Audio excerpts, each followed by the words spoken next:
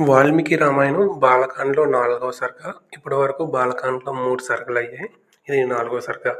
వాల్మీకి మహర్షి రామాయణ మహాకావ్యంను 24,000 శ్లోకాలతో, 500 సర్గలతో, 6 కాండలలో రామ పట్టాభిషేకము మరియు అశ్వమేధ యాగం వరకు రచించాడు. తర్వాత ఘట్టములు ఉత్తరకాండలో రచించాడు. రామాయణ కథను చక్కగా పఠించగల వారెవరా అని ఆలోచించాడు వాల్మీకి. ఆ ప్రకారంగా ఆలోచిస్తున్న వాల్మీకి మునివేషధారులైన 2 గాయకులు తారసిల్లారు. వారే కుశలవులన్నమాట.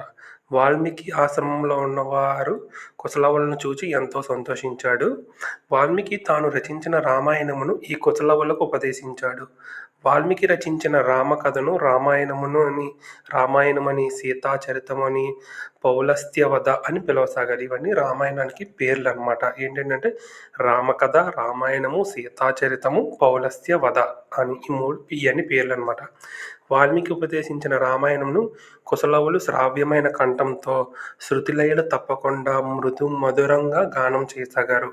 ఇంకొక విశేషం ఏంటంటే ఈ కుశలవులు రాముని పోలికలతో విరాజిల్లుతున్నారు. వారెవరూ గంధర్వ కుమారుల వలె వెలిగిపోతున్నారు. వారు రామాయణమును అర్థవంతంగా, శృతిబద్ధంగా గానం చేస్తున్నారు. కుశలవులు రామాయణమును పూర్తిగా కంఠస్థం చేశారు. వాల్మీకి వారికి ఏ ప్రకారంగా ఉపదేశించారో అదే ప్రకారంగా ఋషుల సమక్షంలోనూ, బ్రాహ్మణుల సమక్షంలోనూ, సభలయందు, సత్పురుషుల సమావేశంలో ఎవ్వరు కూడా తప్పు పట్టలేని విధంగా గానం చేస్తున్నారు. ఒకసారి కుశలవులు రామాయణమును సర్వలక్షణ సమన్వితులైన ఋషుల సమక్షంలో గానం చేశారు. ఆ గానమును విని ఋషులందరూ కుశలవులను మెచ్చుకున్నారు.